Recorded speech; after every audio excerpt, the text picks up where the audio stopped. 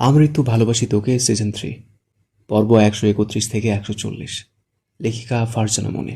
আর তোমাদের সঙ্গে রয়েছি আমি, প্রীতম। তো চলো আর সময় নষ্ট না করে শুরু করা যাক। কেক কাটার পর মিউজিক একটু নরম হয়ে এলো। মাইকে আবার ঘোষণা ভেসে উঠল, now we request the families to join the couple on the stage for the family photo session. স্টেজের সামনে হালকা নড়াচড়া শুরু হয়ে গেল। আত্মীয় স্বজন, কাছের মানুষজন ধীরে ধীরে এগিয়ে আসছে। সবার আগে স্টেজে উঠল মেঘ, আবির ও রাকিব রিয়া। আবির ও রাকিব ব্ল্যাক স্যুটে পরিপাটি, আর মেঘ ও রিয়া রেড শাড়িতে। তারা রিহান ও আহিয়ার পাশাপাশি দাঁড়াতে ক্যামেরার ফ্ল্যাশ ঝলসে উঠল। ফটোগ্রাফার হাসি মুখে বলল, পারফেক্ট, প্লিজ স্মাইল। তারপর একে একে উঠে এলেন মেহমুদা খান ও তার হাজবেন্ড। মিম আর রাকিব তাদের পাশে এসে দাঁড়ালো। 4 প্রজন্মের মানুষ এক ফ্রেমে। এই দৃশ্যটাই যেন খানবাড়ির শক্তি। এরপর আহিয়ান স্টেজে উঠল। বোনের পাশে দাঁড়িয়ে খুব স্বাভাবিকভাবেই কাঁধে হাত রাখল। আহিয়া মাথা একটু ঝুঁকিয়ে ভাইয়ের দিকে তাকালো। একটা নিঃশব্দ হাসি, যেটার মানে দুজনেই বোঝে। Brother, come a little close please. ফটোগ্রাফারের কথায় আহিয়ান আরেকটু এগিয়ে গেল। ফ্ল্যাশের আলোয় এই মুহূর্তটা বন্দী হয়ে গেল। আহিয়া স্টেজ থেকে ত্রিধাকে চেঁচিয়ে ডাকল। আপুর ডাক শুনে ত্রিধা বন্ধুদের ছেড়ে এদিকেই আসছে। ছেড়ে দেখে আহিয়ান সরে যেতে চাইল, কিন্তু আহিয়া ভাইয়ের হাত ধরে আটকে দেয়। আহিয়ান নিচু স্বরে বোনকে বলল, এখানে সবাই আছে, কেউ সন্দেহ করবে। সেটা শুনে আহিয়া মৃদু হেসে বলল, কিচ্ছু হবে না। অতঃপর ত্রিধা আসতে ওদের 3 জনের একসাথে ছবি তোলা হলো। রিহান পাশে বন্ধুদের সাথে কথা বলছে। তখনই কোথা থেকে যেন দৌড়ে আসলো উষা ও আদিবা।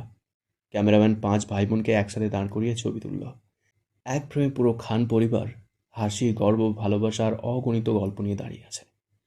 ফটোগ্রাফার আবারও বলল, last one, everyone look at the কাপল। সব চোখ ঘুরে গেল আহিয়া ও রিহানের দিকে। এই ছবিটা শুধু একটা ছবি না, এটা ভবিষ্যতের জন্য রেখে যাওয়া এক খণ্ড স্মৃতি, যেখানে আজকের এই আলো, হাসি আর ভালোবাসা চিরদিনের মতো বন্দী হয়ে থাকলো। মিশকা দূর থেকে সকল কিছু দেখছে। আজকাল আহিয়ান ভাইয়ার সাথে আগের মতো সেদের কথা বলা হয় না। লোকটা এমনিতেই যা ডেঞ্জারাস, এর মধ্যে আবার এখন তাদের টিচার। বাড়িতে উল্টাপাল্টা কিছু করলে ভার্সিটিতে গিয়ে তার শোধ নেবে ভেবে মেয়েটা ভয়ের ঢোক গিলল। এহসান দূর থেকে তাকিয়ে দেখছে ত্রিধা ও আহিনের দিকে। সকলের অগোচরে ঠিকই তারা নিজেদের মধ্যে দুষ্টুমি করছে, তবে একজোড়া চোখ তাদের প্রতি সেকেন্ডে সেকেন্ডে নজরে নজর রাখছে। তখন ওর ওই পাশে এসে দাঁড়ালো মেহেদি। জুই তো এখানে আসার পর থেকে ওকে পাত্তাই দিচ্ছে না, বন্ধু বান্ধবদের সাথে হাসি আড্ডায় মেতে আছে। মেহেদি এহসানের কাঁধে হাত রেখে জিজ্ঞেস করল, এত কি ভাবছিস? এহসান কিছু বলল না। মেহেদি এহসানের নজর বরাবর একটু দূরে তাকালো। সেখানে আহিয়ান ও ত্রিধা চোখে চোখে ইশারা করে দুষ্টুমি করছে। মেহেদি দীর্ঘশ্বাস ফেলে নজর ঘুরিয়ে বন্ধুর দিকে তাকিয়ে বলল, এটাই হয়তো হওয়ার ছিল। ওরা দুইজন দুইজনকে ভালোবাসে। তুই কেন শুধু শুধু নিজেকে কষ্ট দিচ্ছিস? এহসানের হাতে থাকা সফট ড্রিঙ্কসের গ্লাসটাকে জোরে চেপে ধরে পড়ল, ভালোবাসি ওকে। মেহেদি দীর্ঘশ্বাস ছাড়ল আবারও। গত 1 সপ্তাহে এহসানকে অনেক বুঝিয়েছে সে, কিন্তু ছেলেটা ভালোবেসে অন্ধ হয়ে গিয়েছে। কিছুতেই কিছু মানতে চাইছে না। আহিয়ান আর ত্রিধা যতই অস্বীকার করুক না কেন, তারা ঠিক বুঝেছে এরা দুজন প্রেম করছে। একটা সময় হয়তো খান পরিবার ছেলে মেয়েদের ভুল ক্ষমা করে মেনেও নেবে। তখন এহসান উচ্ছিষ্ট ছাড়ার কিছুই না। সে শুধুই কষ্ট ছাড়ার কিছুই পাবে না। যদিও এখনও পাচ্ছে, কারণ ঘুরিয়ে পেঁচিয়ে যেভাবেই হোক খান পরিবার এহসানের সাথে বিয়ের বিষয়টা নিষেধ করে দিয়েছে। কিন্তু ভালোবাসার সামনে তো শক্তপোক্ত পুরুষরাও হার মেনে যায়। ত্রিধার বিষয় ছাড়া এহসান অনেক আত্মসম্মান বোধের একজন ছেলে। তবে কেন জানি এই পিচ্চি মেয়েটার সামনে আসলেই তার সকল হিসেব গুলিয়ে যায়। সে বারবার বেহায়া হয়ে যায়। সে এই মেয়েটাকে পেতে চায়। এদিকে ত্রিধার বন্ধুরা হাসি আনন্দে মেতে আছে। বিয়ের পর জুই গত 15 দিন ভার্সিটিতে যায়নি। এমনকি জুই ও মেহেদি গত পরশুদিন হানিমুন থেকে ফিরেছে। সেটা নিয়ে ওর বন্ধুদের সে কি হাসাহাসি। নাজমুল তো জুইকে রাগানোর একটা চান্সও মিস করছে না। আর আশিক সারাক্ষণ নীলের পেছনে আঠার মতো লেগে আছে। ওকে দেখে মনে হচ্ছে পার্টিতে আসার তার একমাত্র কারণ নীলকে রাগিয়ে তোলা। সব কিছু মিলিয়ে বন্ধুদের হাসি আড্ডা থামছেই না। মৃদুল একটু দূরে বন্ধুদের সাথে দাঁড়িয়ে আছে। তার নজর শোভার দিকে। মেয়েটা হয়তো কিছু একটা বুঝতে পেরেছে, তাই অনেকটা বিরক্ত বোধ নিয়ে বারবার এদিকেই তাকাচ্ছে। আর প্রতিবার 2 জোড়া চোখের মিলন করছে। পার্টিতে রিহান তার বিজনেস ক্লায়েন্টদের সাথে আয়ার পরিচয় করিয়ে দিচ্ছে। দুজনেই আজকে প্রচুর খুশি। পুরো পার্টির কালো ও লাল পোশাকের মাঝে ওদের দুজনকে সাদা পোশাকে একদম অন্যরকম দেখাচ্ছে। এক দেখাতেই যে কেউ বলে দিতে পারবে আজকের পার্টির লাভ ফাটকারা। হঠাৎ করেই খানবাড়ির বাগানের সব লাইট বন্ধ হয়ে গেল। অন্ধকার যেন মুহূর্তের জন্য পুরো জায়গাটাকে গিলে নিল। আশেপাশে অতিথিদের মধ্যে হালকা গুঞ্জন চলছে। তখনই বাতাসে ভেসে এলো একটা হালকা সুর মিউজিকের শব্দ। আচমকা একটির পর একটি ফোকাস লাইট জ্বলে উঠতে শুরু করলো। বাতাসে হালকা ধোঁয়া আলোর গোলকের মতো ভেসে উঠল। পরিবেশ এমন পাল্টে গেছে, ছোট বড় সবাই মুহূর্তে থমকে গেল। তখনই দেখা গেল যার যার কাপলের হাত ধরে সবাই ফোকাস লাইটের নিচে এগিয়ে গেছে। মেয়েরা রেড ম্যাস্কারেড মাস্ক আর ছেলেরা ব্ল্যাক ম্যাস্কারেড মাস্ক মুখে ধারণ করেছে। দেশের মাটিতে একদম বিদেশি আবহাওয়া। রাকিব আর আবির পাশাপাশি দাঁড়িয়ে আছে। রাকিব আশ্চর্য কণ্ঠে বলল, কিরে বন্ধু, এসব ব্যবস্থা করেছিস আমাকে বলিসনি তো? আবির মৃদু হেসে বলল, আমি নিজেই কি জানতাম নাকি? এসব আমার ছেলে করেছে। আমি তো তোর মতো আশ্চর্য হয়েছি শুরুতে। আবির ও রাকিবের বিদেশি ক্লায়েন্টরা শুরুতেই যার যার কাপলের হাত ধরে ডান্স শুরু করে দিয়েছে। যেহেতু বাংলাদেশে এসব ডান্স তেমন একটা প্রচলিত নয়, তাই অনেকেই লজ্জা পেয়ে দাঁড়িয়ে আছে চুপচাপ। পরবর্তীতে জানতে পারল আহিয়া সকলের জন্য মাস্কার্ড মাস্ক ব্যবস্থা করেছে, যার কারণে মুখ ঢাকা থাকবে এবং সবাইকে একই রকম দেখাবে। এতে অবশ্য অনেকেই খুশি হয়েছে। ধীরে ধীরে এগিয়ে গেল আরও অনেকে। আশিক দুটো মাস্ক এনে একটা নীলকে জোর করে পরিয়ে ফোকাস লাইটের নিচে নিয়ে গেল। মেহেদি নিয়ে গেল জুঁইকে, আর আহিয়ান নিয়ে গেল ত্রিধাকে। নাজমুল দুঃখ প্রকাশ করে সজীবকে বলল, দোস্ত, আমাদের তো কেউ নাই, চল আমরা দুই বন্ধু গিয়ে ডান্স করি। সজীব দুষ্টুমি করে বলল, ছ্যাঃ, এসব গিয়ে কাজ আমি করি না। প্রয়োজনে অপরিচিত একটা পার্টনার জুগিয়ে নিব, তারপরও ছেলের সাথে ডান্স করব না। ওর কথা শুনে নাজমুল হা হয়ে গেল। সজীব তার কথা শেষ করে দুইটা মাস্ক হাতে নিয়ে একটা নিজে পড়ল আর অন্যটা গিয়ে মিসকার দিকে এগিয়ে দিয়ে বলল, পার্সোনাল কোনো পার্টনার না থাকলে চলুন, দুজন আজকে ডান্স পার্টনার হয়ে যায়। মিসকা কয়েক পলক তাকিয়ে ছেলেটাকে দেখল, অতপর মুচকি হেসে মাস্কটা পরে চলে গেল স্টেজের দিকে। নাজমুল হা হয়ে পুরো ঘটনাটা দেখল। পেছনে তাকিয়ে দেখল শোভা নেই। তখনই ওর সামনে মৃদুল এসে দাঁড়িয়ে হাত বাড়িয়ে বলল, স্যালুই ডান্স।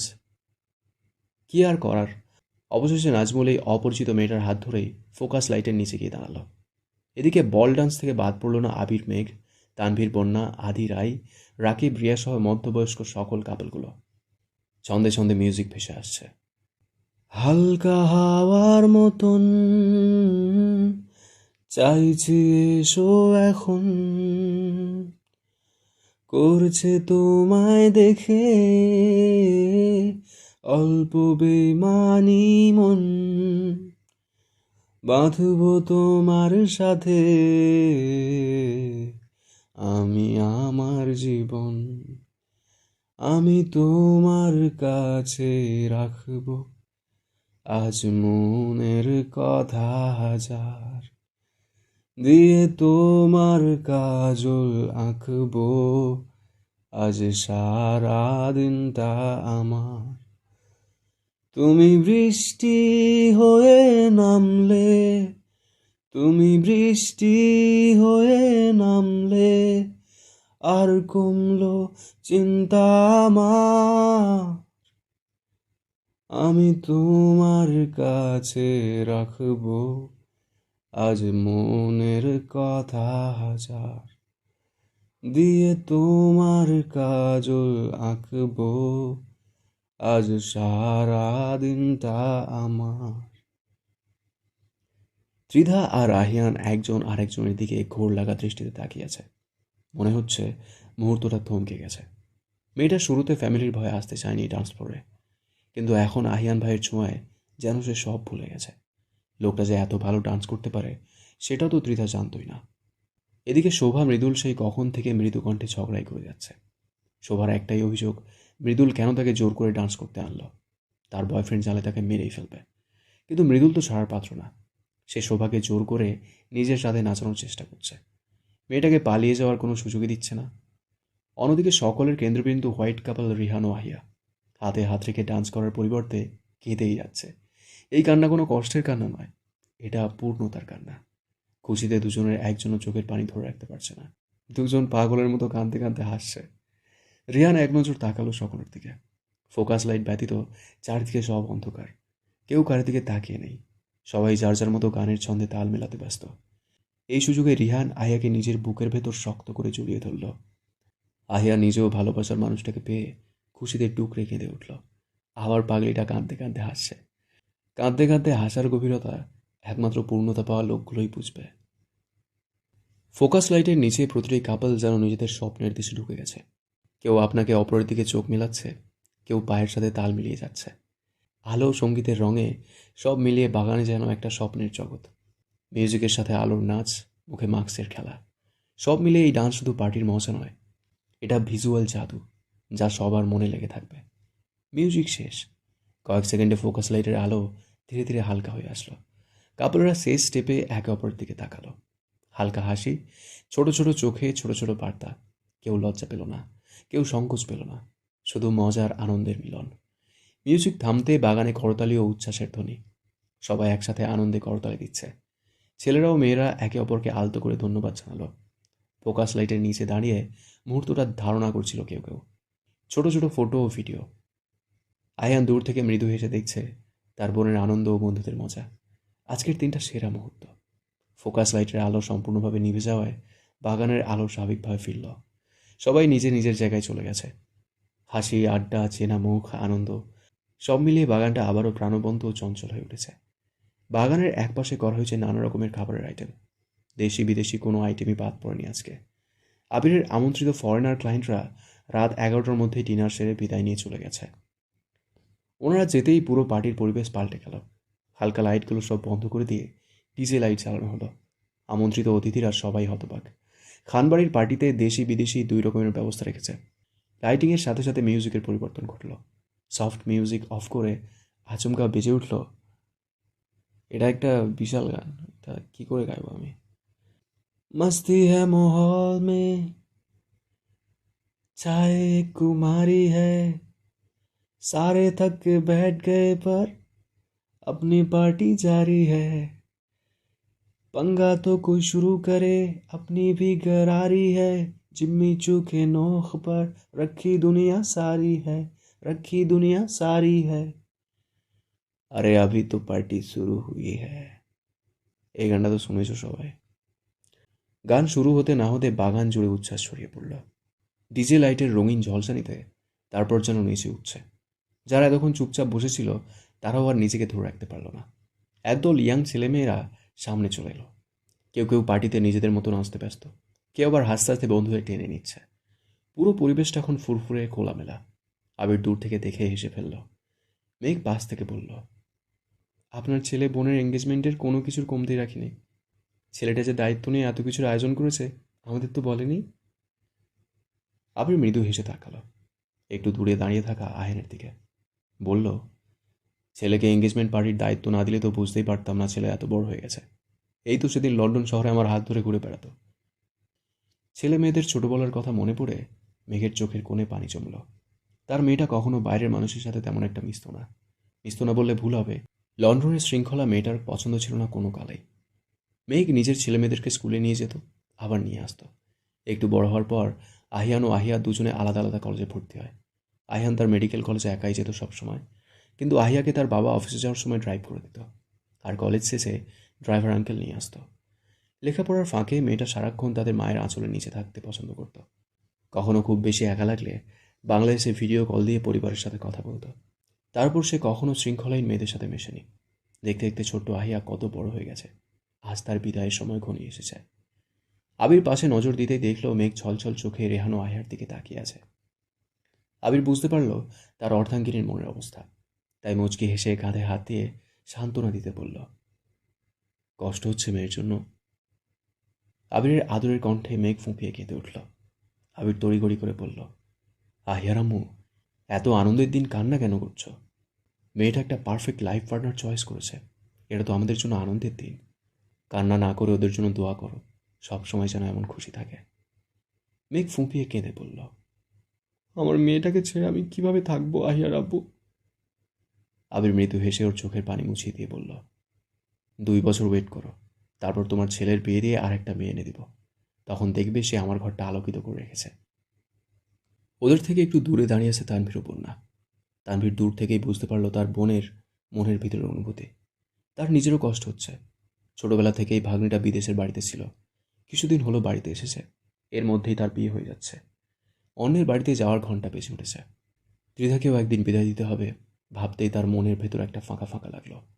বন্যা নিজেও তার পাশেই দাঁড়িয়ে আছে। একটু দূরে তাকাতেই তার চোখে পড়ল ত্রিধা ও আহিয়ান পাশাপাশি দাঁড়িয়ে আছে। আচমকা বন্যার মনে গেয়ে উঠল ওদের দুজনকে কি সুন্দর বানিয়েছে।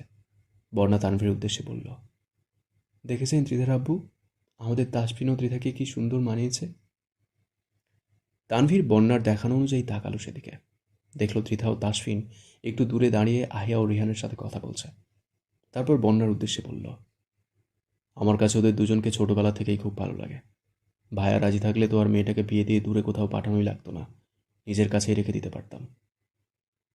তানভীর বন্যার দিকে তাকিয়ে আবারও বলল, জানো ত্রিধার আম্মু, আহিয়ান যখন দেশে ফিরেছিল না, তখন কিছু কিছু জিনিস দেখে আমি তো ভেবেই নিয়েছিলাম আহিয়ানও মনে হয় ওর বাবার মতো কাজিনকে পছন্দ করে। শুধু আমি বললে ভুল হবে, ভাইয়াও তাই ভেবেছিল। কিন্তু না, আমাদের ধারণা ভুল করে দিয়ে আহিয়ান আবারও লন্ডনে ফিরে গেল। এমনকি বোন হিসেবে ত্রিধার সঙ্গে একবার দেখা করেও যায়নি। তাহলে আমরা কিভাবে ভাববো যে আহিয়ানের মনে ত্রিধার জন্য কোনো ফিলিংস আছে? তাছাড়া কোনো কারণ ব্যতীত ওরা দুইজন দুইজনের সাথে কোনো কথাই বলে না। না হলে আমার খুব ইচ্ছে ছিল তাসফিনকে মেয়ের জামাই বানাবো। আমি তো ছোটবেলায় তাই বলতাম। এবার বন্যা বলে উঠল, আচ্ছা, সব সম্পর্ক লাভ ম্যারেজ কেন হতে হবে? পারিবারিকভাবেও তো হতে পারে। আপনি ভাইয়ার কাছে ওদের বিয়ের প্রস্তাব রাখেন। এবার তানভীর বন্যার চুলের পিছন থেকে ওর কাঁধে হাত রেখে বলল, বলেছিলাম ভাইয়াকে, কিন্তু সে বলেছে ওরা যদি নিজেদের মধ্যে পছন্দ করতো তাহলে অন্য বিষয় ছিল। যেহেতু ওরা নিজেদের মধ্যে পছন্দ করে না, সেহেতু ভাই বোনের সম্পর্কটাকে জোর করে হাজব্যান্ড ওয়াইফ না বানানোই ভালো। আর তার কিছুদিন পরেই ত্রিধার জন্য প্রস্তাব আসলো মন্ত্রী বাড়ি থেকে। ভাইয়ার বলা কথাগুলো ভেবে আমি বিয়েতে রাজি হয়ে গিয়েছিলাম, তাই তাসফিনের বিষয়টা বাদ পড়ে গেছে। বন্যা বলল, ভাইয়া যেহেতু না করেছে, তাহলে এ বিষয়টা না আগানোই ভালো। ডিজে সেটে একটার পর একটা গান বাজছে। কেউ নাচছে, কেউ খাবার টেবিলের সামনে দাঁড়িয়ে গল্প করছে, কেউ বা পুরনো দিনের স্মৃতিতে ভেসে উঠছে। রাত যত গভীর হচ্ছে ততই গানের গতি কমে আসছে। একসময় গানের গতি অনেকটা কমে আসলো। গানের গতি কমে আসার সঙ্গে সঙ্গে মানুষরা উঠতে শুরু করলো। একসময় বাড়ির বড়রা বুঝতে পারলো আজকের মতো অনুষ্ঠান শেষ। আহিয়া ক্লান্ত হলেও মুখে তৃপ্তির হাসি। রিহান তার পাশে দাঁড়িয়ে বলল, আজকের দিনটা খুব সুন্দর ছিল। আহিয়া শুধু মাথা নাড়ালো, কথা বলার দরকার নেই, তার চোখেই সব অনুভূতি। একে একে অতিথিরা বিদায় নিতে লাগলো। কেউ কেউ বলছে আজকের দিনটা সব সময় মনে থাকবে, কেউ বলছে এই এঙ্গেজমেন্ট অনেক দিন মনে থাকবে। শেষ গাড়িটা বেরিয়ে যেতেই খানবাড়ির আলো কমে যেতে লাগলো। হাসি, আলো, গান এগুলোর মাঝে খানবাড়িটা আবার নিজের শান্ত রূপে ফিরে এলো। সবার স্মৃতিতে থেকে যাবে আজকের এই রাত, এই এঙ্গেজমেন্ট। একটা সুন্দর শুরু হিসেবে এঙ্গেজমেন্ট পার্টির আজকের মতো এখানেই শেষ। আজ শনিবার। গতকাল রাতে পার্টির পর সবাই বেশ ক্লান্ত। তবুও সামনে যেহেতু বিয়ের জন্য লম্বা ছুটি নিতে হবে, তাই খানবাড়ির পুরুষদের বাধ্য হয়ে অফিসে যেতেই হচ্ছে। বাগান থেকে বেজে আসছে ডেকোরেশনের টুংটাং শব্দ। শুধু লাইটিং বাদ দিয়ে বাকি সব ব্যবহৃত জিনিসগুলো খুলে গোছানো হয়েছে। সেই সাথে একদল কাজ করছে বাগান পরিষ্কার করতে। আবির ও তানভীর সকাল সকাল ঘুম থেকে উঠে বাগানে এসে সব কাজকর্ম একবার দেখে গেছে। আহিয়ানের আজকে ঘুম থেকে উঠতে একটু লেট হয়ে গেছে, তাই নাস্তা না করে বেরিয়ে গেছে ভার্সিটির উদ্দেশ্যে। আর ত্রিধা ও আহিয়া এখনও ঘুমাচ্ছে। ত্রিধা আজকে ভার্সিটি যায়নি। বেলা 10টার দিকে দুই বোন উঠেই ড্রয়িং রুমে আসলো। মোটামুটি পুরো রুম খালি। সময় মতো যে যার কাজে চলে গেছে। আলী আহমেদ খান ও মালিহা খান সোফাতে বসে চা খাচ্ছে ও খবর দেখছে। নাতনিদের দেখে আলী আহমেদ খান কাছে ডাকলেন। ত্রিধা ও আহিয়া এগিয়ে গিয়ে দাদুর পাশে বসল। কোথা থেকে যেন আদিবাও দৌড়ে আসলো, এসেই সরাসরি আলী আহমেদ খানের কোলে বসল। ছোট মেয়েটা আহিয়া ও ত্রিধার দিকে এমনভাবে তাকায় যেন সে ওদেরকে হারিয়ে বড় একটা ট্রফি জিতে নিয়েছে। কিচেনে বউরা কাজ করছে এবং পাশাপাশি আইরিনের সাথে ভিডিও কলে কথা বলছে। আইরিন প্রেগনেন্সির কারণে গতকালকে আসতে পারেনি, তবে কথা দিয়েছে বিয়েতে অবশ্যই উপস্থিত থাকবে। মেঘ কড়া স্বরে বলে দিয়েছে বিয়েতে 2 দিন আগেই আইরিনকে আসতে হবে। আইরিন মৃদু হেসে জানিয়েছে বিয়ের 2 দিন আগে আসতে না পারলেও হলুদের দিন অবশ্যই আসবে। বেলা 11টা। ভার্সিটির শহীদ মিনারের চত্বরে বসে আছে নাজমুল, সজীব ও আশিক। 2টা ক্লাস পরেই 3জন এখানে বসে আছে। ওদের সাথের বাকি 4টা আজকে ভার্সিটিতে আসেনি। আশিক হাত দিয়ে দুর্ভাগা ছিঁড়তে ছিঁড়তে বিরক্ত কণ্ঠে বলল, যাই বলিস ভাই, শয়তানের 4 নারীদের ছাড়া ক্লাসটা জমে না। সজীব হাই তুলে বলল, আজকে আমরাও না এসে বাড়িতে ঘুমাইতাম। গতকালকে এত রাতে ঘুমাইছি, চোখ দুটো ঘুমে জ্বলছে। নাজমুল ওদের কথায় কান্না দিয়ে গিটারের টুংটাং শব্দ তুলে মাঠের এক কর্নারে তাকিয়েছে। সজীব ওর দৃষ্টি পড়ার পর তাকে কাঁধে চাপড় দিয়ে বলল, তোর ভাবসাব কিন্তু আজকে ভালো দেখছি না মামা। ওইদিকে মেয়েদের দিকে কি দেখো? ওর কথা শুনে নাজমুল মুচকি হাসল। আশিক এতক্ষণ কি ভাবছিল কে জানে, হঠাৎই ওদের দুজনের কথায় ধ্যান ভেঙে মনোযোগ দিল। নাজমুল লক্ষ্য করল এতক্ষণ সে যে মেয়েটার দিকে তাকিয়েছিল সেই মেয়েটা বন্ধুদের সাথে কথা বলতে বলতে এদিকেই তাকিয়ে আছে। আচমকা মনে হলো বসন্তের মৃদুমন্দ বাতাস তার হৃদয়টাকে ছুঁয়ে গেল। সে আর কিছু না ভেবে হাতের গিটারটার টুংটাং শব্দ তুলে গেয়ে উঠল, কেমন কইরা যাও আমার দিকে কেমনে যাও, একবার পাগল হইলে কিন্তু পিছু ছাড়বো না, যদি একবার জায়গা দাও তোমার মনের উঠানটায়, আমি দখল করব তখন বাড়ি আসতে পারবা না। নাজমুলের গানের গলা মারাত্মক সুন্দর। ওর গান শুনে আশেপাশে থাকা জুনিয়র কয়েকটা ছেলে ওদের পাশে শহীদ মিনার চত্বরে বসল। নাজমুলের সাথে বাকিরাও গলা মিলিয়ে পরের গান গাইল, তোর মনে আর প্রাণে শুধু আমি থাকবো থাকবো রে, তুই চলে কোথাও গেলে আমি অনায়াসে মরবো রে, আমার স্বপন বুকের কাফন তোর জন্য রে, তোর জন্য রে, তুই আমার আমার আত্মা আমার সত্তা রে। গানটা আমি জীবনে শুনিনি, তবে ভালো গান। গান থেমে গেছে, কিন্তু আশেপাশে আরও কিছু স্টুডেন্ট জমেছে এর মাঝে। সবাই হাততালি দিচ্ছে, কিন্তু নাজমুলের দৃষ্টি দূরে বসে থাকা শ্যামবর্ণের মেয়েটির দিকে। মেয়েটির পাশে বসে থাকা বান্ধবীরা এতক্ষণে এদিকে চলে এসেছে, তবে মেয়েটি এখনও সেখানেই বসে আছে। আশিক নাজমুলের কাঁধে হাত রেখে বলল, দোস্ত, তোর কি প্রেমের রোগে ধরেছে? নাজমুল মুচকি হেসে পাশ থেকে ঘাস টেনে তুলে নিচ্ছে, কিন্তু কোনো উত্তর দিচ্ছে না। সেটা দেখে সজীব এবার বিরক্তি কণ্ঠে বলল, আরে ভাই কিছু তো বল, নয়তো চল বাড়ি যাই। কথাটা বলেই সজীব উঠতে চাইলে নাজমুল ওর হাত ধরে বসিয়ে বলল, আর একটু বস, ভালো লাগছে এখানে বসে থাকতে। তাহলে স্পষ্ট করে বল ব্যাপার কি? সজীবের প্রশ্নে আশিক নিজেও মনোযোগে শ্রোতার মতো চেয়ে আছে নাজমুলের দিকে। ইতিমধ্যে আশেপাশের ছেলেরা চলে গেছে। নাজমুল মুচকি হেসে ওদের উদ্দেশ্যে বলল, ভাই, আমি আটকে গেছি এক শ্যামকন্যার মায়ায়। নাজমুলের কথাটা বলতে দেরি, কিন্তু আশিক ও সজীবের চিৎকার দিতে দেরি হলো না। আশিক আগ্রহী কণ্ঠে জিজ্ঞেস করল, কে রে এই শ্যামকন্যা? নাজমুল আবারও গিটারের টুংটাং শব্দ তুলে বলল, সামনে তাকিয়ে দেখ, কিছুটা দূরে একটা গোলাপি ত্রিবিশ পরা মেয়ে বসে আছে। ওর কথায় আশিক ও সজীব সেদিকে তাকালো। গোলাপি রঙের একটা থ্রি-পিস পরা মেয়ে বসে বসে বই পড়ছে। তার সাথে বসে আছে আরও দুজন। তারা একে অপরের সাথে গল্প করছে। আশিক সেদিক থেকে চোখ ঘুরিয়ে নাজমুলের উদ্দেশ্যে বলল, নাম কি মেয়েটার? জানি না। কোথায় থাকে? জানি না। কোন ইয়ারে? জানি না। এবার আশিক ও সজীব বিরক্ত কণ্ঠে বলল, তাহলে কি জানিস ভাই, কিছু তো বল। নাজমুল এবার সিরিয়াস কণ্ঠে হাতের কর্ড গুনে গুনে বলল, মেয়ের নাম কি, মেয়ের বাপের নাম কি, ভার্সিটি কোন ইয়ার, কিছুই আমি জানি না, শুধু চেহারা দেখেই চিনি। আজকে এবার নাজমুলের পিঠে ঘুষি মেরে বলল, হারামজাদা, তাহলে তুই এই মেয়ের প্রথম দেখা পেলি কই? ঘুষিটা বোধহয় একটু জোরেই লেগেছে, তাই কুঁকিয়ে উঠে বলল, প্রথম দেখা ক্যান্টিনে হয়েছে। মেয়েটা হয়তো বই পড়তে ভালোবাসে, একটা গল্পের বই পড়তে পড়তে ক্যান্টিনে কফি খাচ্ছিল। আমি আবার নিজের মতো তার সামনে বসে কফি অর্ডার দিই, কিন্তু আমি আর কফি খেতে পারলাম কই। এই শ্যামকন্যা তো বইয়ের মধ্যে ডুবে গিয়ে নিজের কফি মনে করে আমার কফি খেয়ে ফেলল। প্রথমে আমার রাগ হয়েছিল, তাই মেয়েটার বইয়ে হালকা টান দিই। তখনই বইয়ের উপর থেকে নজর সরিয়ে শ্যামকন্যা তার ডাগর ডাগর চোখ দিয়ে প্রথমবার আমার দিকে তাকায়। উফ, কি মায়াবী সেই চাউনি। অতঃপর নাজমুল আঙুলের ইশারায় তার বুকের বাঁ পাশে দেখিয়ে বলল, ঠিক এইখানে আঘাত করেছে তার মায়াবী চাউনি। ওর কথা শুনে সজীব আশিক একসাথে বুকে হাত দিয়ে বলে উঠল, হাউ রোম্যান্টিক। এতক্ষণ ধরে শ্যামকন্যার বর্ণনা দিতে গিয়ে নাজমুলের ঘোর ধরে গেছে। আচমকা বন্ধুদের কথা শুনে ঘোর কাটল। তারপর গিটারটা কাঁধে উঠিয়ে বলল, তোরা থাক, আমি যাই।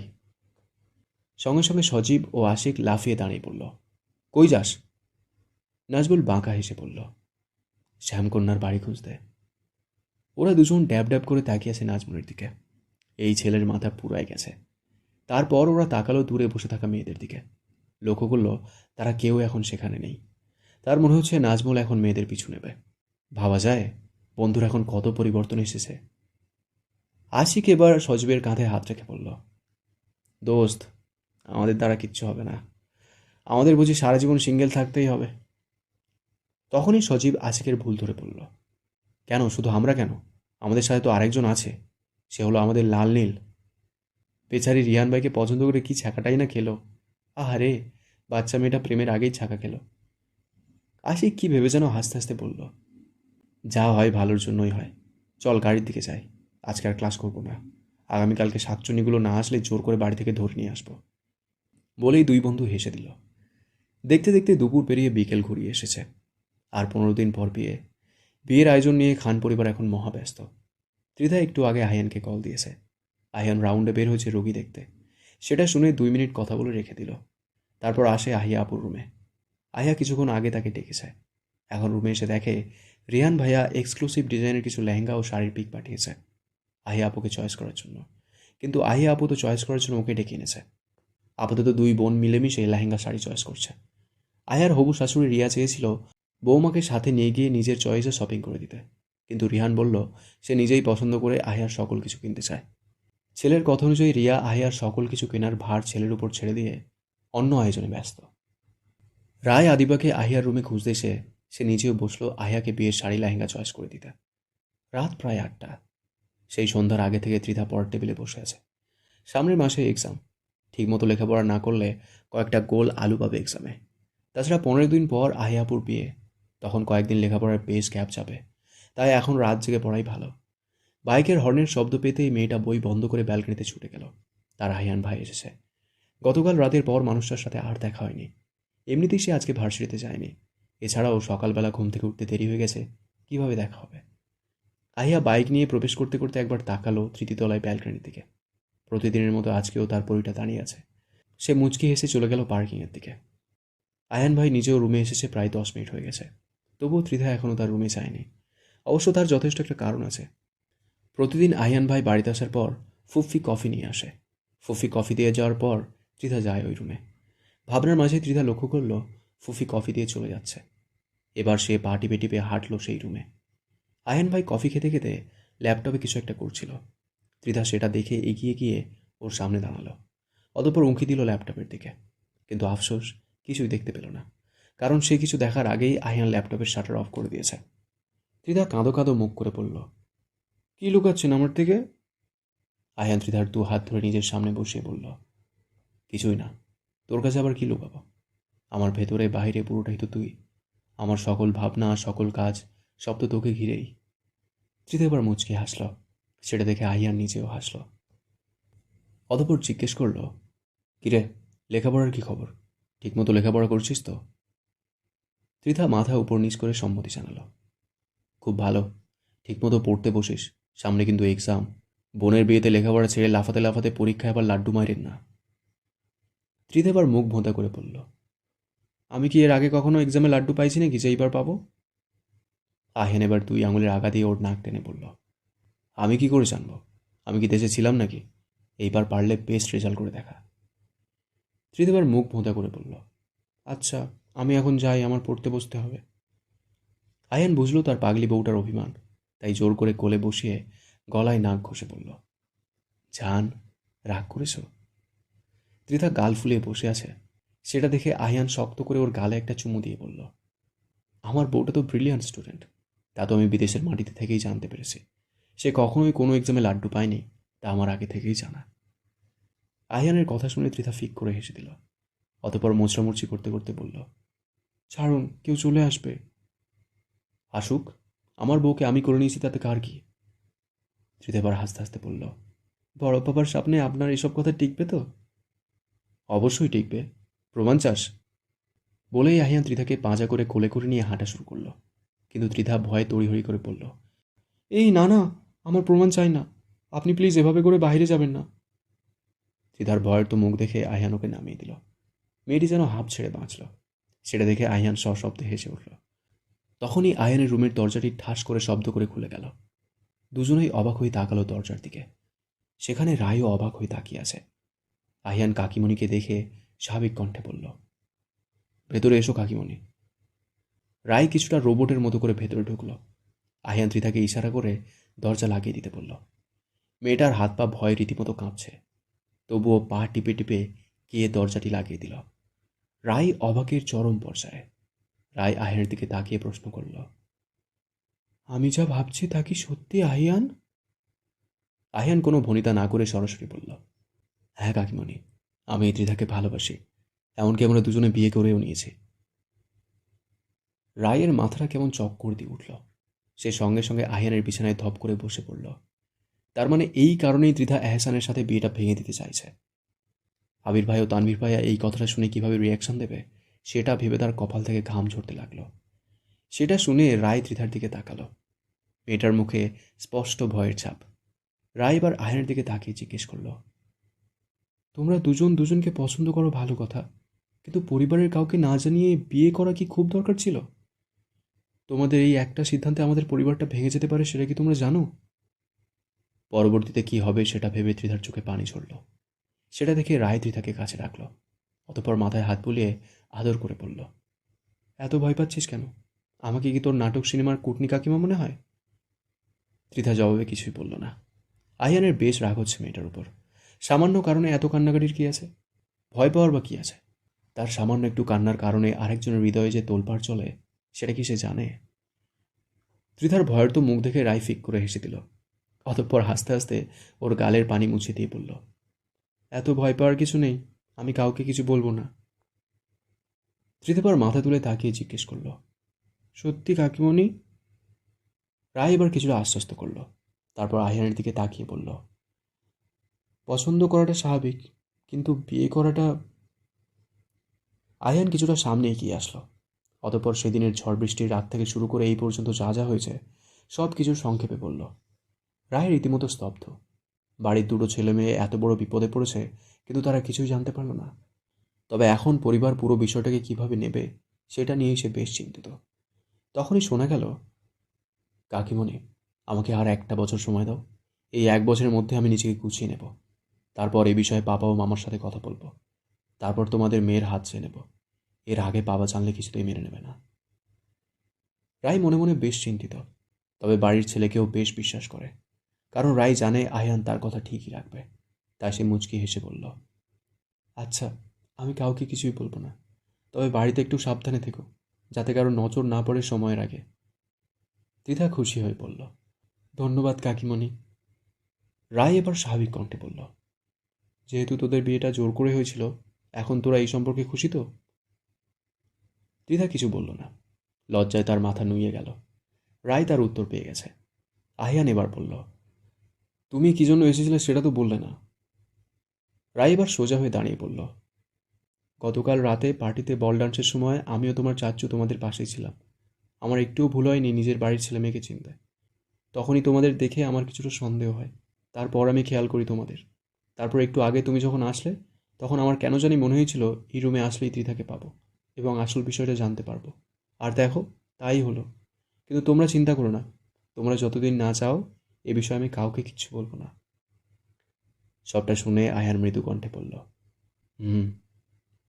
সেদিনের পর কেটে গেছে আরও একটি সপ্তাহ। কাকিমণি সত্যিই কাউকে কিছু বলেনি। খান বাড়িতে পুরো দমে বিয়ের তোড়জোড় চলছে।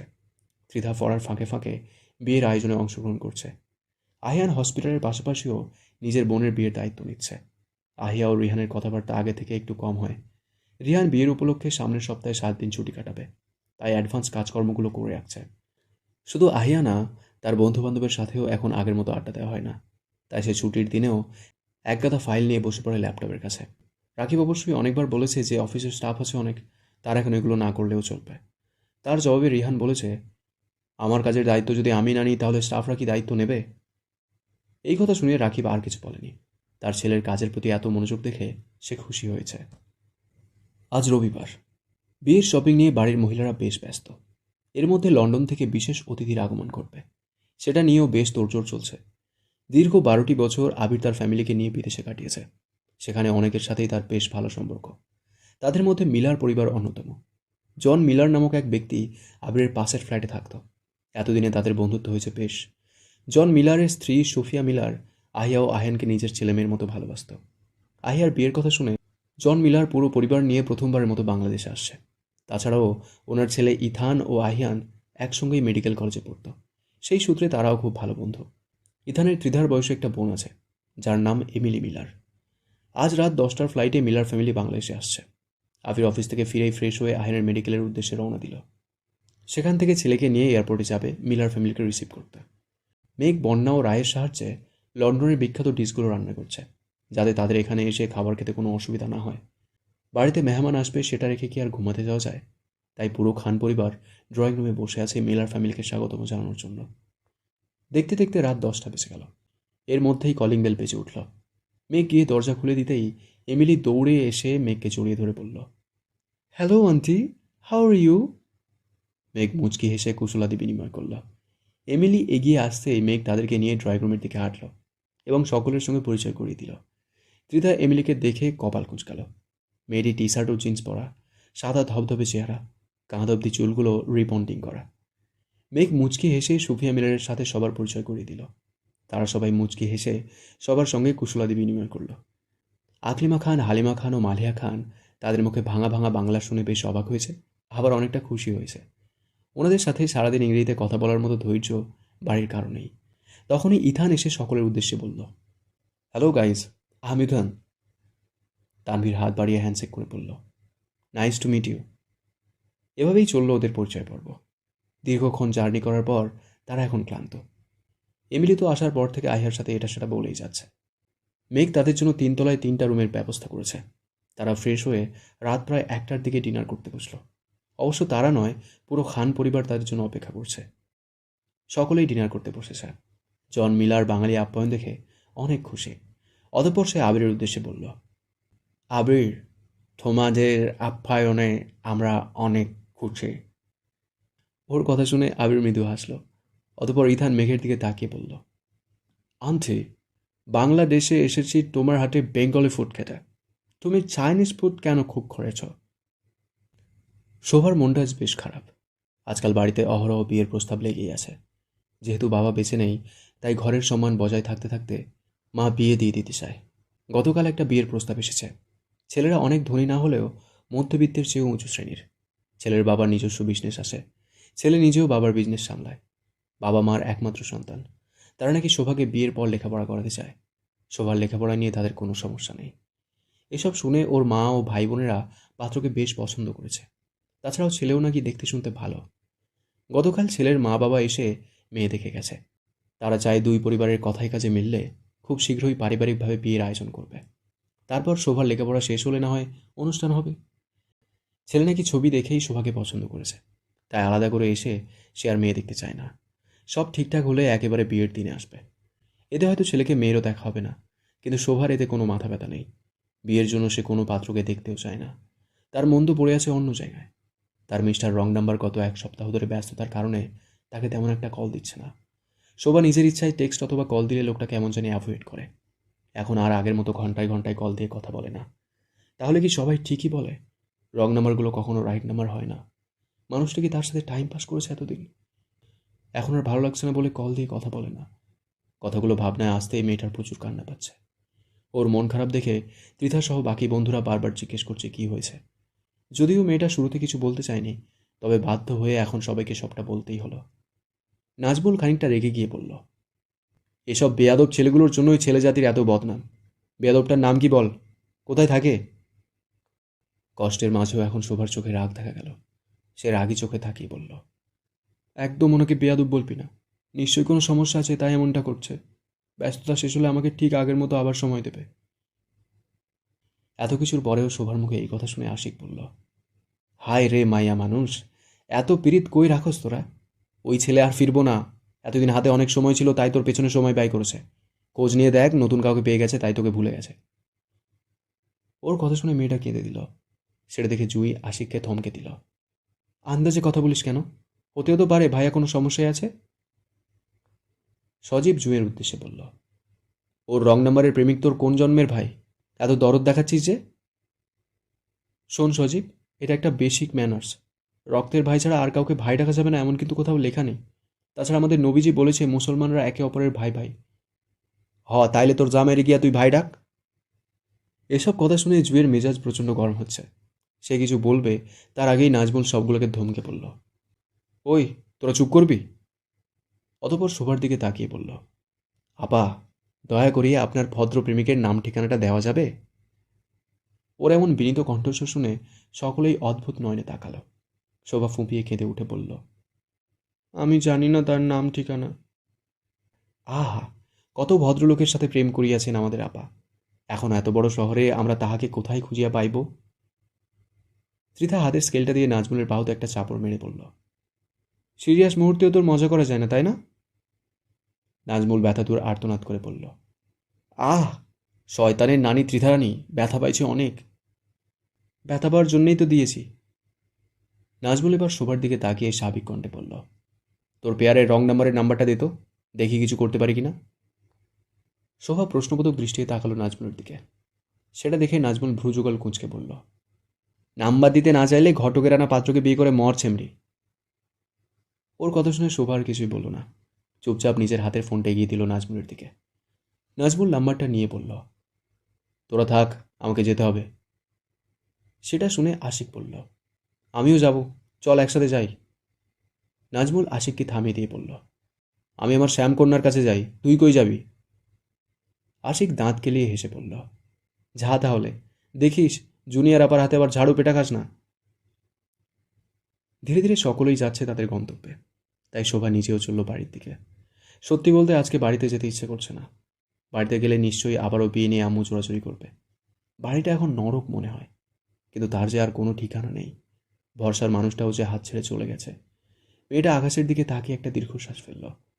ত্রিধার গাড়ি আসতেই সেও বাড়িতে চলে গেল। যেতে যেতে আহিয়ান ভাইয়ের সাথে প্রায় 30 মিনিটের মতো ফোনে কথা হয়েছে।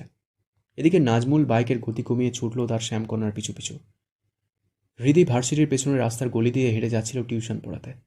সে প্রতিদিন ভোর সকালে একটা টিউশন করে ভার্সিটিতে আসে, তারপর ভার্সিটি শেষ করে 2টা টিউশন পড়ায় এবং বিকেলে হোস্টেলে ফেরে। আর গত কয়েকদিন ধরে এই পুরোটা সময় নাজমুল ওর পিছু পিছু যায়। হৃদি আজকে বারবার পিছু তাকাচ্ছে। সিনিয়র ভাই আর প্রতিদিন তাকে ফলো করার বিষয়টি তার নজর এড়ায়নি। ভার্সিটির সিনিয়র ভাই বলে সে এতদিন ধরে বিষয়টাকে ইগনোর করেছে, তো কিন্তু উনি তো থামছেই না। প্রত্যেক দিন সকাল থেকে সন্ধ্যা পর্যন্ত হৃদিকে ফলো করে। বিষয়টি তার মোটেও ভালো লাগলো না, তাই আচমকাই থেমে গেল। সেটা দেখে নাজমুল নিজেও তার বাইক থামিয়ে দিল। হৃদি কয়েক কদম পিছু হেঁটে এসে মার্জিত কণ্ঠে বলল, ভাইয়া, আপনি কি আমাকে ফলো করছেন? নাজমুল সরাসরি জবাব দিল, যদি বলি হ্যাঁ তাহলে কি হবে, আর যদি বলি না তাহলে কি হবে? হৃদি ওর এমন প্রশ্ন শুনে কিঞ্চিত ভ্রু বাঁকাল। অতঃপর স্পষ্ট কণ্ঠে বলল, যদি বলেন না তাহলে বলবো আপনাকে অসংখ্য ধন্যবাদ, আর যদি বলেন হ্যাঁ তাহলে অবশ্যই কারণ জানতে চাইব।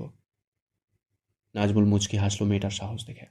অতঃপর ঠোঁটের কোণে মৃদু হাসি ঝুলিয়ে বলল, কারণ একটাই, আমি আমার কফিটা ফেরত চাই।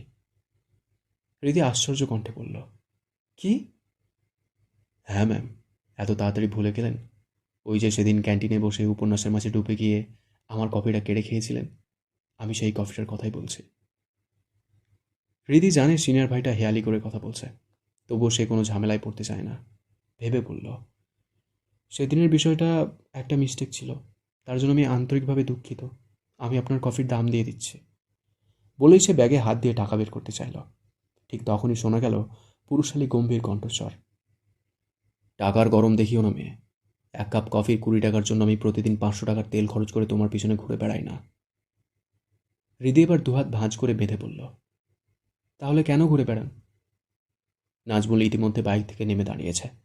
হৃদির মুখের দিকে হালকা ঝুঁকে ফুঁ দিয়ে কপালের সামনে থাকা বেবি হেয়ারগুলোকে সরিয়ে মসৃণ কণ্ঠে বলল, তোমার সাথে প্রতিটা বিকেল হাঁটতে চাই, নরম রোদে ছায়া রোদের গল্প বুনতে চাই, বর্ষাকালে একসাথে বৃষ্টিতে ভিজতে চাই, তোমার ভেজা চুলে বেলি ফুল গুঁজে দিতে চাই, প্রতিটা শীতে এক চাদর গায়ে জড়িয়ে কুয়াশার ভেতর হারিয়ে যেতে চাই, প্রতিটা বসন্তে রঙিন কৃষ্ণচূড়ার ক্রাউন পরিয়ে তোমাকে আমার মনের রাজ্যের রানী বানাতে চাই, আর বৈশাখের মেলায় গিয়ে তোমার হাতে রেশমি চুড়ি পরিয়ে দিতে চাই, পরিশেষে তোমাকে আমার বউ বানাতে চাই।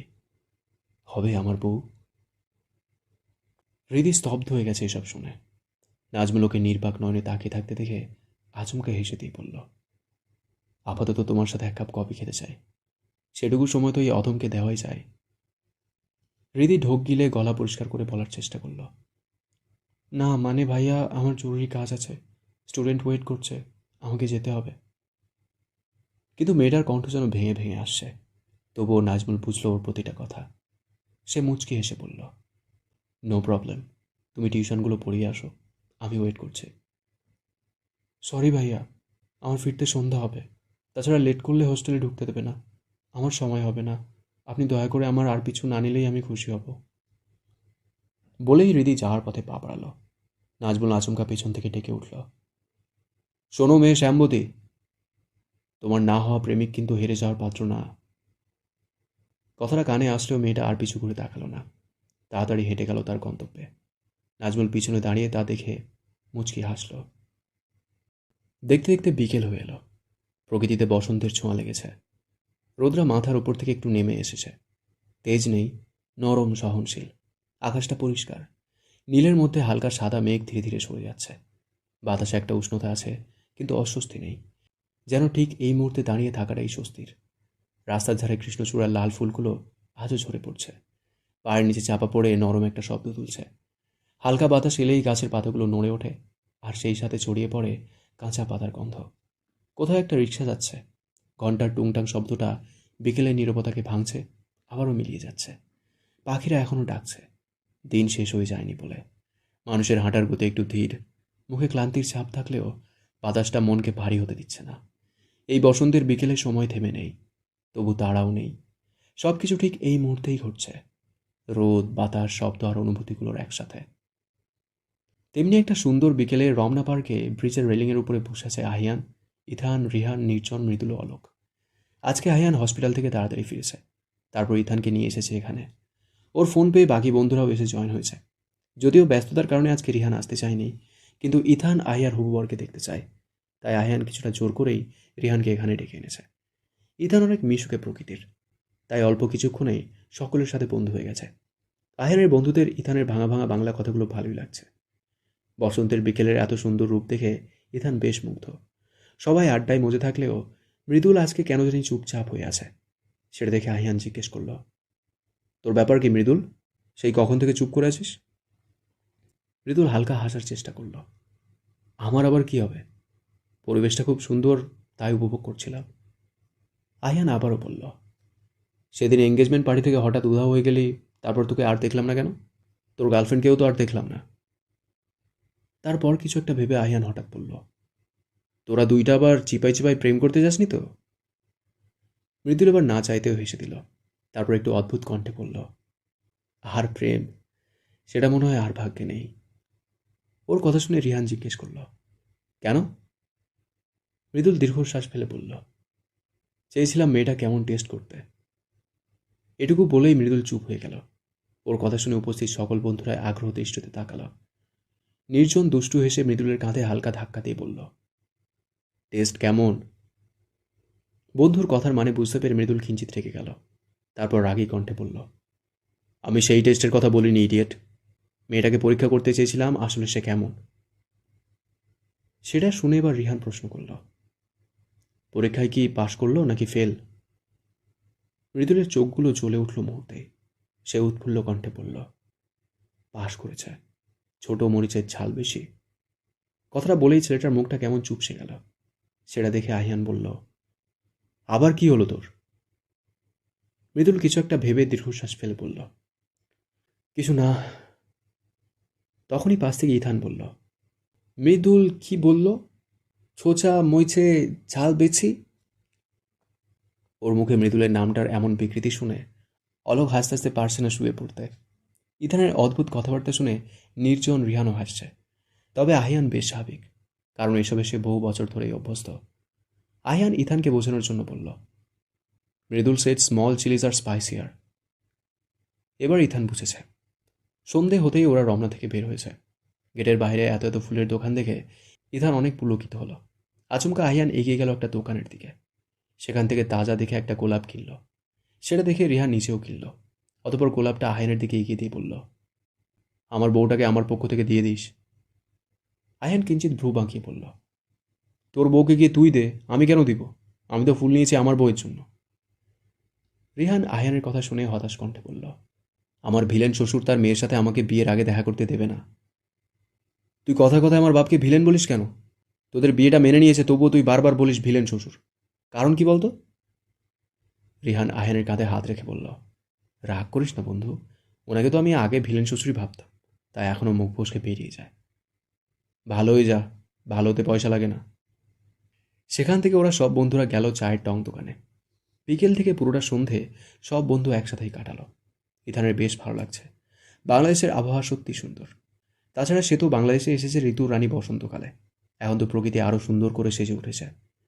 ইথান রাস্তার পাশে একটা বড় গাছ দেখে ইশারা করে বলল, আহিয়ান, এটা কি গাছ? কত সুন্দর রেড ফ্লাওয়ার। আহান সেদিকে তাকিয়ে মৃদু হেসে বলল, এটা কৃষ্ণচূড়া ফুলের গাছ। এই ফুলটা শুধু বসন্তকালেই ফোটে। কৃষ্ণচূড়া নামটা শুনে ইথান বেশ কয়েকবার চেষ্টা করলো উচ্চারণ করার, কিন্তু বেচারা পারল না। হতাশ হয়ে চেনার সুবিধার্থে জিজ্ঞেস করলো এটার ইংরেজি নাম কি। আহান স্বাভাবিক কণ্ঠে জবাব দিল, রয়্যাল পয়েন্ট সেনা, আর এটার বৈজ্ঞানিক নাম ডেলোনিক্স রেকিয়া। কৃষ্ণচূড়া ফুলের ইংরেজি নামটা খুব সহজেই ইথান উচ্চারণ করে ফেলল। সেটা দেখে আয়ান হাসল। আজকে সারাদিনে এমিলির সাথে খুব ভালো সম্পর্ক হয়েছে ত্রিধার, তবে এমিলির পোশাক আশাক মেয়েটার একটুও পছন্দ না। তাই সন্ধ্যাবেলা আয়াকে গিয়ে বলল, আপু, তুমি এমিলিকে প্লিজ বলবে এসব টি শার্ট জিন্স ছেড়ে বাঙালি পোশাক পরতে। আয়া আশ্চর্যকণ্ঠে প্রশ্নে চলল, কেন? ওর পোশাকে তোর কি সমস্যা? তাছাড়া এমিলি তো সবসময় এমন পোশাকই পরে, বাইরের দেশে তারা এভাবেই অভ্যস্ত। ত্রিধা এবার নাক মুখ কুঁচকে বলল, এটা বাইরের দেশ না আপু, বাড়িতে কত পুরুষ মানুষ আছে, ওকে এভাবে ঘোরাফেরা করতে দেখলে আমার বেশ লজ্জা লাগে। তাছাড়া একটু পরে তো তোমার ভাইয়াও চলে আসবে। তো তো কি আবার? তোমার ভাইয়ের সামনে একটা জোয়ান মেয়ে এমন ড্রেস পরে ঘুরে বেড়াবে, সেটা কি আমি মেনে নিব? আহি এবার মুচকি হেসে বোনের বাহুতে হালকা ধাক্কা দিয়ে বলল, ভাইয়া কি জানে আমার ভাবি যে তাকে নিয়ে এতটা পজিটিভ? চিতা খানিকটা লজ্জা পেয়ে বলল, উফ আপু, তুমিও না। হয়েছে, আর লজ্জা পেতে হবে না। আমি এমিলিকে বলবো বাঙালি পোশাক পরতে। একথা শুনে ত্রিধা বেশ সন্তুষ্ট হলো, তবুও সে মনে মনে বিরক্ত। যখনই মস্তিষ্কে আসলো আয়ান ভাই প্রায় 14 বছর ধরে এই মেয়েটাকে দেখছে, তাও এই পোশাকে, তখনই যেন রাগটা মাথা চাড়া দিয়ে উঠছে। আর শুধু মেয়েকে বলে লাভ কি? এই মেয়ের মা মিসেস সুফিয়া মিলারও তো ঢিলে ঢালা ফতুয়ার জিন্স পরে পুরো বাড়ি আজকে সারাদিন ঘুরে বেরিয়েছে। বাড়িটা পুরো বাঁদরের কারখানা হয়ে গেছে। ভাবতেই ত্রিধার মেজাজ আরও খারাপ হলো। তখনই আহিয়ার রুমে প্রবেশ করলো এমিলি। এমিলি ওদেরকে দেখে ভাঙা ভাঙা শব্দে পড়ল, তোমরা কি করছো? ত্রিধা কিছু না বলে চুপচাপ বিছানার এক কোণে গিয়ে বসল। আহিয়া সেদিকে এক নজর তাকিয়ে চোখ ঘুরিয়ে নিল। অতপর এমিলিকে বলল, বাংলাদেশে এসে বাঙালি খাবার খেলেই তো বাঙালিদের মতো হওয়া যাবে না। বাঙালি বাঙালি ফিল পেতে হলে বাঙালি পোশাকগুলো পরতে হবে, দেখবে আরও ভালো লাগবে। এমিলি বেশ উৎসাহিত হলো, খুশিতে লাফিয়ে উঠে বলল, wow, this is such a great idea, but আমি এগুলো কোথায় পাবো? এবার আহিয়া মুচকি হেসে বলল, আমি দেবো তোমায়। সেটা শুনে এমিলি বেশ খুশি হলো। এমিলি সহজে মেনে যাওয়ায় ত্রিধা এতক্ষণে ওর উপর সন্তুষ্ট। যাক, মেয়েটা খারাপ না। প্রায় আধ ঘন্টা পর এমিলি আহিয়ার দেওয়া একটা কালো চুড়িদার পরে সিঁড়ি বেয়ে নিচে নেমে এলো। সেটা দেখে ড্রয়িং রুমের সকলেই হতবাক। ওর মম মিসেস সুফিয়া মেয়েকে দেখে উৎফুল্ল কণ্ঠে বলল, you are looking so pretty my dear. Emily মুচকি হাসল। মেঘের পাশে দাঁড়িয়ে বন্যা বিড়বিড় করে বলল, মেয়ের মতো মাটাও তো একটু মানুষ হলে পারে, ওনার জন্য শ্বশুর ভাসুরের সামনে আমাদেরকেই লজ্জা পড়তে হচ্ছে। মেঘ ও রায় দুজনেই বন্যার কথা শুনে ফেলল। মেঘ ও রায় মিসেস মিলারকে এভাবেই দেখে অভ্যস্ত, তবে এখানে পরিবারের সামনে তারাও বেশ ইতস্তত বোধ করছে। হয়তো তাদের মেয়েরাও তাই, তাই তো এমিলিকে বাঙালি পোশাক পরিয়েছে। কিছু একটা ভেবে মেঘ মিসেস সুফিয়াকে বলল, আপনিও চাইলে বাঙালি পোশাকগুলো ট্রাই করতে পারেন, দেখবেন ভালো লাগবে। এটা শুনে সুফিয়া বোধহয় খুশি হলেন এবং মেয়েকে ইংরেজিতে বললেন তাকে একটা বাঙালি পোশাক দিতে। জন মিলার আবিরের সাথে ঘুরে যখন বাড়ি ফিরবে, তখন যেন তাকে দেখে চমকে যায়। মিসেস সুফিয়ার কথা শুনে মেঘ ওনাকে নিয়ে গেল নিজের রুমে। তারপর শাড়ির কাভারটা খুলে মুচকি হেসে বলল, এখান থেকে আপনার যেটা পছন্দ হয় বেছে নিন, আমি আপনাকে পরিয়ে দিব। মিসেস সুফিয়া তাই করল। বাড়ির ছাদ আজ অন্যরকম শান্ত। চারপাশে যেন শব্দগুলো ধীরে ধীরে কথা বলছে। ছাদের ঠান্ডা মেঝেতে বসলে শরীরে ক্লান্তি আলতো করে সরে যায়। পূর্ণিমার চাঁদ ঠিক মাথার উপরে, গোল উজ্জ্বল পরিপূর্ণ। মনে হচ্ছে আকাশ নিজেই আজ হাসছে। চাঁদের আলো ছাদের প্রতিটি কোণ ছুঁয়ে যাচ্ছে, সাদা আলোয় ভিজিয়ে দিয়ে যাচ্ছে মনটাকে। আলোটা চোখে লাগে না, বরং মন ভরিয়ে দেয়। নিচে শহর জেগে আছে, কিন্তু ছাদে বসে মনে হচ্ছে শহর এখান থেকে অনেক দূরে। এখন শুধু আকাশ, চাঁদ আর নিজেদের নিঃশ্বাস। কোথাও থেকে ভেসে আসছে কুকুরের ডাক, দূরে ট্রেনের মৃদু শব্দ, কিন্তু সেগুলো এই রাতের সাথে মিশে গেছে। বুকের ভেতর জমে থাকা কথা, না বলা অনুভূতিগুলো আজ অদ্ভুতভাবে নির্ভর করছে। পূর্ণিমা আলোয় বসে থাকলে মনে হয় সব অপূর্ণতায় আজ পরিপূর্ণ। তেমনি সুন্দর রাতে চাঁদের আলোয় গা ভিজিয়ে ছাদে বসে আছে ত্রিধা। তার কোলে মাথা রেখে শুয়ে আছে আহিয়ান। গত 2 দিন যাবৎ তাদের দুজনের সেরমভাবে দেখা সাক্ষাৎ হয় না। সেদিন কাকিমণি দেখে ফেলার পর, আহিয়ান আসার পর ত্রিধা আর ওই রুমে যায়নি। আহিয়ান সারাদিনের ক্লান্তি শেষে বাড়ি ফিরে ডিনারের সময় ত্রিধার সাথে দেখা হয়। আজকে মনটা একটু বেশি ব্যাকুল হয়েছিল, তাই তো বউকে ফোন করে ছাদে আসতে বলেছে। অনেকদিন পর স্বামীর ডাক পেয়ে মেয়েটা নিজেকে ধরে রাখতে পারেনি, চলে এসেছে ছাদে। ছাদে আসার পর আহিয়ান আর সোফা বা দোলনাতে বসলো না। ছাদের এক কোণে শীতল পাটি বিছানো ছিল। সেই দিন দিনের বেলা মালিয়া খান শুকনো মরিচ শুকাতে দিয়েছিল। আহিয়ান ত্রিধার হাত টেনে ধরে সেখানেই বসল। ত্রিধার বসতে দেরি, কিন্তু ওর কোলে মাথা রেখে শুতে ছেলেটার দেরি হলো না। আচমকা কাজে মেয়েটা বেশ ভ্যাবাচাকা খেয়েছে। আহিয়ান কোলে মাথা রেখেই ত্রিধার হাতটা তার চুলে রাখল। ত্রিধা মুচকি হেসে মাথায় হাত বুলিয়ে দিচ্ছে। মাঝে মাঝে চুলগুলো জোরে টেনে খিলখিলিয়ে হাসছে। আচমকা কিছু একটা মনে পড়তেই আয়ান পকেট থেকে লাল গোলাপটা বের করে ত্রিধার কানে গুঁজে দিয়ে বলল, মাশাল্লাহ, মনে হচ্ছে আসমান থেকে চাঁদ নেমে এসেছে। ত্রিধা ওর কথায় লাজুক হাসল। এভাবে চাঁদের জ্যোৎস্না গায়ে মেখে কিছুক্ষণ সময় কাটিয়ে দিল। মুখের কথার চেয়ে আজকে চোখের কথা বেশি হচ্ছে। গভীর রাত, শুনশান নীরবতা, অনেকটা দূর থেকে নেড়ি কুকুরের ডাক ভেসে আসছে। ক্ষণে ক্ষণে মিলিয়ে যাচ্ছে তা। আয়ান ঘুম থেকে লাফিয়ে উঠল। শরীরটা যেন এখনও কাঁপছে। খুব খারাপ একটা স্বপ্ন দেখেছে। ছেলেটার সঙ্গে সঙ্গে বেড সাইড টেবিল থেকে এক গ্লাস পানি তুলে খেল। তারপর স্বপ্নটা আরেকবার চোখের সামনে সাজিয়ে তুলতে চাইল। আবছা আলো আঁধারে কেউ যেন তার পরিটাকে তার থেকে আলাদা করতে চাচ্ছে। লোকটা স্বপ্নের মাঝে কতটা সফল হয়েছে জানে না, তবে এতটুকু মনে পড়ছে, বাড়িতে বিয়ের আয়োজন চলছে। একসময় কনে বিদায়ের সময় হলো, কিন্তু বাড়ি থেকে একসাথে 2টো কনে বিদায় হলো। আয়ানের কপাল হয়ে দরদর করে ঘাম পড়ছে। এ কেমন স্বপ্ন দেখল সে? এক বাড়ি থেকে 2টা বউ বেরিয়ে গেল। 2জন বউ বাড়ি থেকে কিভাবে একসাথে বিদায় হবে? বাড়িতে তো একজনের বিয়ে, আর কে কেড়ে নিয়ে যাচ্ছে তার বুক থেকে ত্রিধাকে? চিন্তিত ভঙ্গি ছেড়ে আয়ান এসির পাওয়ারটা একটু বাড়িয়ে দিল। তারপর বালিশের নিচ থেকে ফোনটা হাতে নিয়েই দেখল, আজ 20শে জানুয়ারি, বৃহস্পতিবার, রাত 3:15। ছোট বোনটার আগামীকালকে বিয়ে। আজকে ভোরের আলো পড়তে না পড়তে বাড়িতে সবাই গায়ে হলুদের আয়োজন শুরু করবে। মেহমানরাও ইতিমধ্যে বাড়িতে আসা শুরু করে দিয়েছে। গতকাল অনেক মেহমান এসেছে। অবশ্যই এরা সবাই পাপা নানির লোকজন। বড় দাদুর বিশেষ অনুরোধ, তাই 2 দিন আগে এসেছে। আগামীকালকে অনেক কাজ, তাই সকাল সকাল উঠতে হবে ভেবে আহিয়ান শুয়ে পড়ল। হাজারো চিন্তাভাবনার মাঝে একসময় চোখের পাতায় আবারও ঘুম ধরা দিল। আজ আহিয়ার গায়ে হলুদ, কিন্তু খানবাড়িতে দিন শুরু হয়েছে তারও অনেক আগে। সকালের আলো ঠিকমতো চড়ানোর আগেই বাড়ির গেট খুলে গেছে। এক একে মেহমান আসা শুরু করে দিয়েছে। কেউ দূর থেকে, কেউ পাশের পাড়া থেকে। কারো হাতে ফলের ঝুড়ি, কারো হাতে মিষ্টির বক্স। কেউ বা খালি হাতে এসে হাসি ও শুভকামনা নিয়ে ঢুকছে বাড়িতে। রান্নাঘর যেন সকাল থেকে যুদ্ধক্ষেত্র। সকাল সকাল বড় বড় হান্ডি বসেছে চুলায়। পেঁয়াজ কাটা, মশলা বাটা, কাঁচা হলুদ বাটায় সবাই ব্যস্ত। সব মিলিয়ে একটা পরিচিতি বা উৎসবের গন্ধ। ভাবি, ফুফু, খালা সবাই হাতে হাতে কাজ করছে। ড্রয়িং রুমে অন্যরকম ব্যস্ততা। হলুদের জন্য আনা শাড়িগুলো এক একে বের করা হচ্ছে। হলুদ, কমলা, বাসন্তী রঙে রাঙিয়ে ওঠে ঘর। গহনার বাক্স খুলতেই ঝিকমিক আলো। কেউ শাড়ির আঁচলের ভাঁজ খুলে দেখছে, কেউ বা গয়না হাতে নিয়ে আয়নার সামনে দাঁড়িয়ে বলছে, এটাই হলুদের জন্য পারফেক্ট। উপরতলায় মেয়েদের হাসি আর কথার শব্দ। কে কোন শাড়ি কখন পরবে, কোনটায় ফটোশ্যুট ভালো আসবে, এসব নিয়েই তর্ক। আবার তর্কের মাঝে হাসি। আহিয়ার জন্য আনা শাড়ি গহনাগুলো আলাদা করে যত্ন করে রাখা। বাড়ির বাগানে আর ছাদে পুরুষদের অন্যরকম ব্যস্ততা। কেউ মঞ্চের ব্যানার ঠিক করতে ব্যস্ত, কেউ লাইটিংয়ের তার ঠিক করতে। মাইকের সাউন্ড চেক চলছে। 1, 2, 3, শোনা যাচ্ছে তো? আরেকদিকে আবির ও তানভীর পরের বাড়ির লোকজনদের বসার জন্য ব্যবস্থা আলোচনা করছে। গাড়ির ডিকি খুলে নামানো হচ্ছে জিনিসপত্র, ফুল, উপহার, ট্রে, বড় বড় ডেকোরেশনের বাক্স। আদি তালিকা হাতে মিলিয়ে নিচ্ছে যাতে কিছু বাদ না পড়ে। দুপুর গড়াতে খানবাড়ির গতি আরও বেড়ে যায়। রান্নার গন্ধ আরও তীব্র। মেহমানের সংখ্যা আরও বেশি। চা, শরবত, নাস্তা একটার পর একটা ঘুরছে। আর সেই ব্যবস্থার মাঝে খানবাড়ির একপাশে বসে আছে আহিয়া। কথা কম, চোখ নরম। এক কোলাহলের মাঝে তার মনের ভিতর চলছে অন্যরকম একটা প্রস্তুতি, বিদায়ের প্রস্তুতি।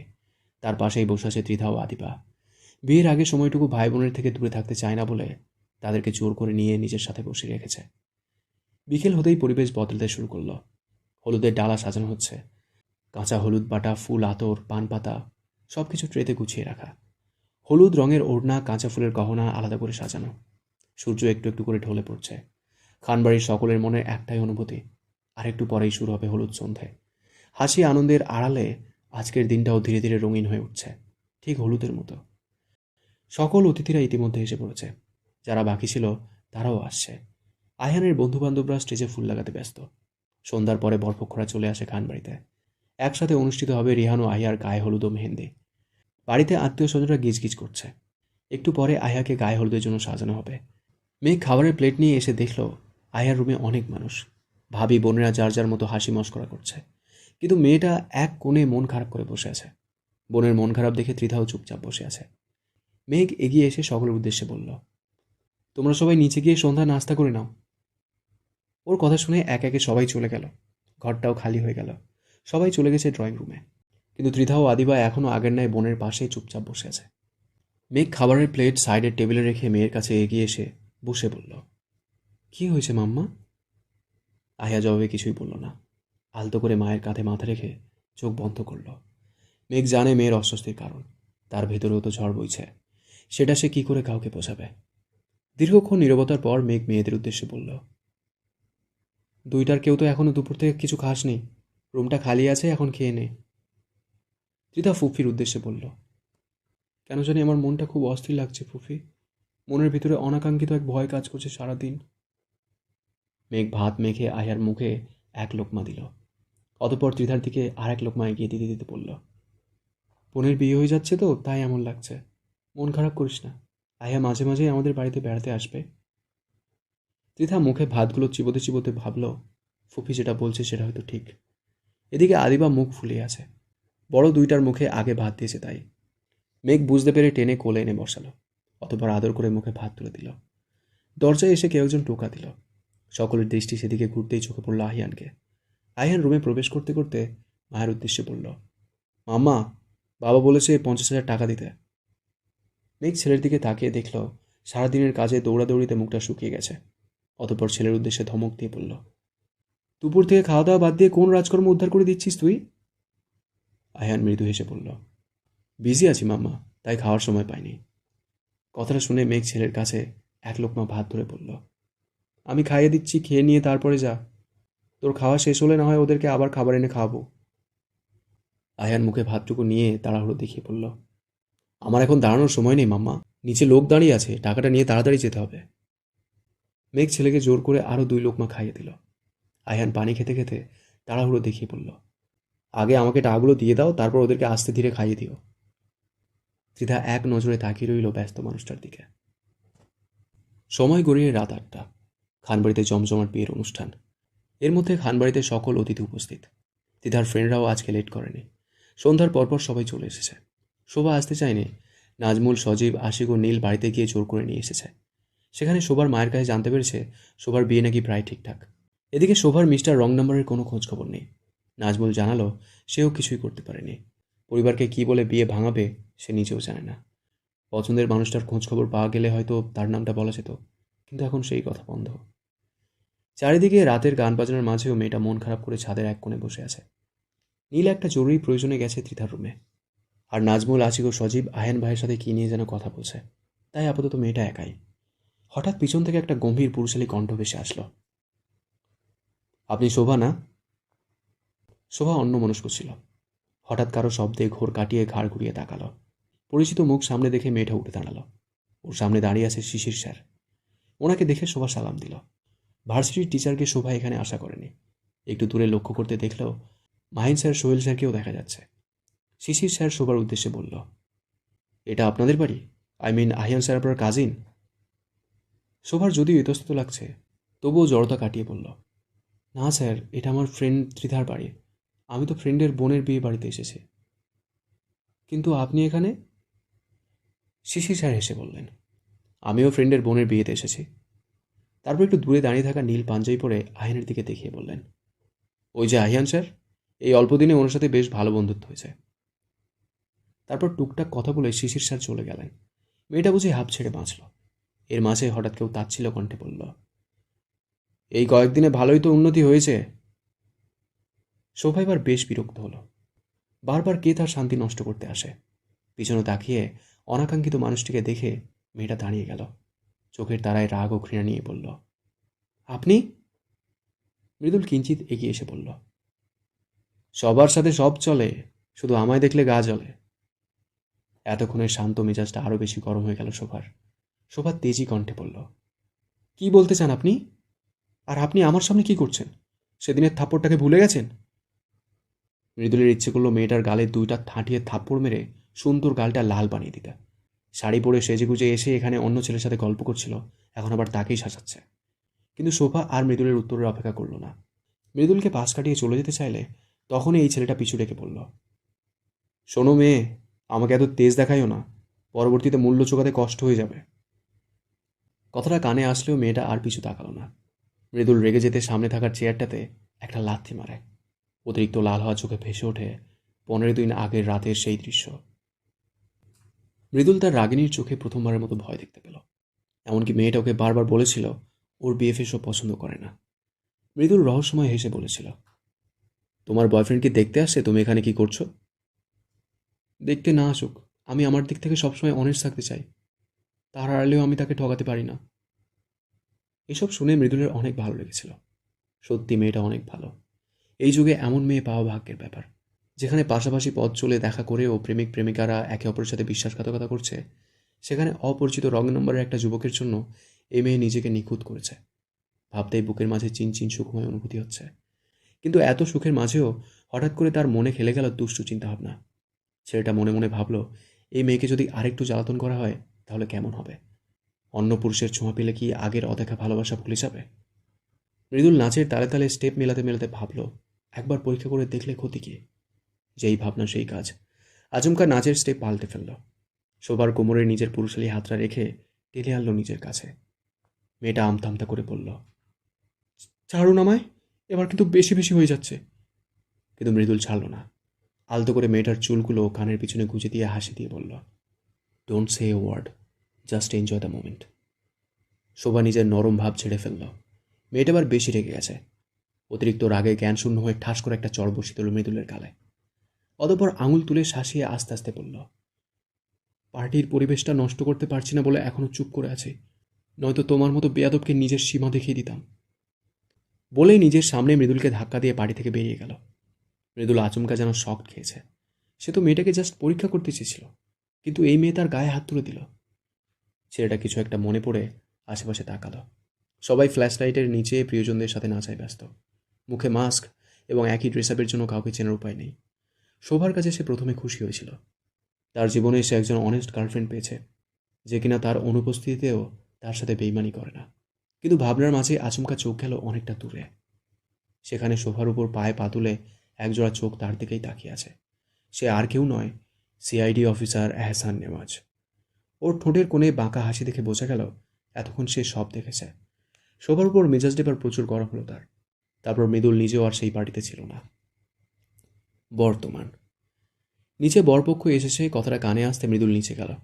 এমনিতেই রিহান প্রচণ্ড রেগে আছে তাদের বাড়িতে যায়নি বলে, তাই আর দেরি না করাই ভালো। নিজের রুমে কাঁচা হলুদ রঙের ভারী ব্রাইডাল লেহেঙ্গা পরে আছে আহিয়া।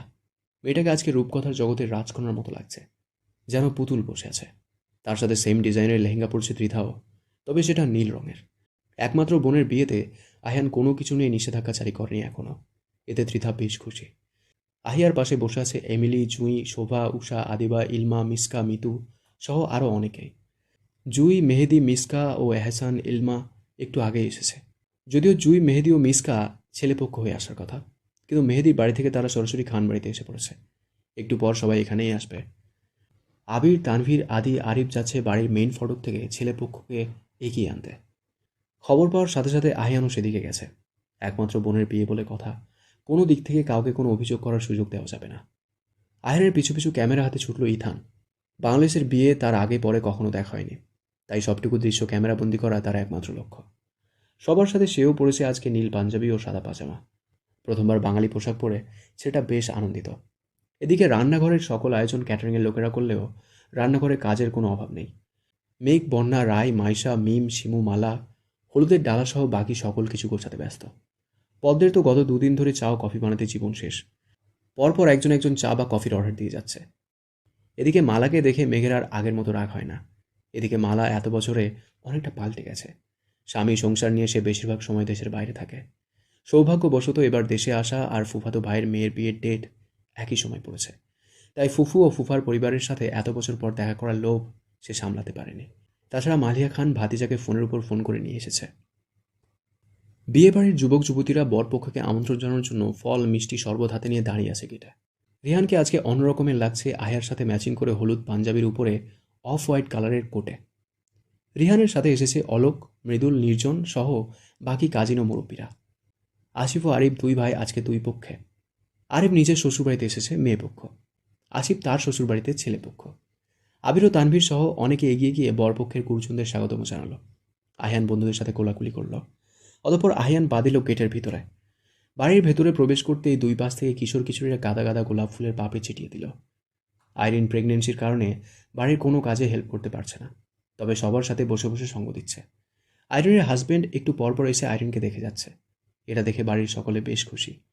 আহিয়ার কানে পৌঁছে গেছে রিহানের আসার খবর। তার বুকের ভেতর কেমন একটা অস্থিরতা, ধুকপুকুনি বেড়ে গেছে। এই পাগলটা 3 বছর ধরে বিয়ে করব বলে তাকে পাগল বানিয়ে ফেলেছে। অবশেষে তাদের স্বপ্নটা সত্যি হচ্ছে। দুজন দুজনকে পেয়ে পূর্ণতা পাচ্ছে। ত্রিধাও অনেকটা খুশি। সন্ধ্যার পর তার বন্ধুরা আসার পর থেকে তার অস্থিরতা অনেকটাই কেটে গেছে। তাদের সাথে হাসি আনন্দে কেটে যাচ্ছে অনেকটা সময়।